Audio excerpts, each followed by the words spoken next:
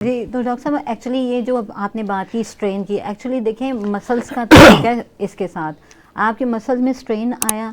यहाँ मैं ये चीज़ बताना चाहूँगी कि स्टार्ट में बात हो रही थी ये एक डिसऑर्डर है जैसे डॉक्टर साहब ने कहा, तो एक्चुअली मस्कुलोस्केलेटल डिसऑर्डर है।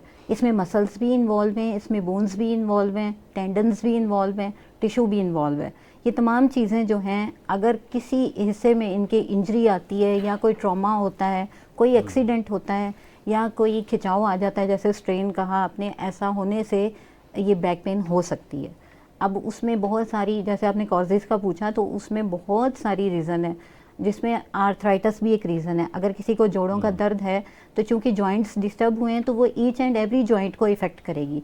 अभी देखिए कि हमारा जो स्पाइनल कॉर्ड है और हमारा ये जो बैक का एरिया है, जो लोअर बैक पेन जिसको कह रहे हैं हम, ये लंबोसेक्रल रीजन होता है ये, और इसमें 5 हमारे जो हैं वो वर्टिब्रा होते हैं जो कि इन्वॉल्व होते हैं इसमें। अब उनके जितने भी जॉइंट्स हैं उनमें कहीं पर अगर पेन आ रही है या उनसे ऊपर या नीचे, उसका रिफ्लेक्स जो है वो मसल्स में आता है, वो रिफ्लेक्स रेडिएट होता है, तो वो पेन जो है वो बैक से नीचे भी आती है, साइड्स पे भी जाती है, इस तरह से वो फैलती है।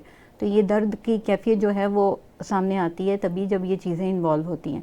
इसके अलावा बहुत सारे और प्रॉब्लम्स हैं, जैसे ऑस्टियोप्रोसिस एक प्रॉब्लम है, उसकी वजह से भी ऐसा होता है कि बोन्स जो हैं वो वीक हो जाती हैं और उसमें स्टेनोसिस हम लोग मिस कर रहे हैं, स्टेनोसिस भी एक बड़ा मसला है। स्टीनोसिस, वो हर्निएटेड डिस्क और स्टीनोसिस का जो है सिलसिला, उसमें भी डिस्क ऐसा बल्ज होता है। भी इसमें हाँ मतलब जी, हो सकती है। अपने अपने बस और स्केलियोसिस जो है प्रोग्राम डिस्टर्ब होता है, स्पाइनल डिसऑर्डर्स में आ जाता है, यानी कि स्पाइनल डिसऑर्डर्स हैं अगर, या डिस्क बल्ज हो गई है, डिस्क वो जिसे कहते हैं अपनी जगह से हिल गई है, ये तमाम चीज़ें। थोड़ा सा हम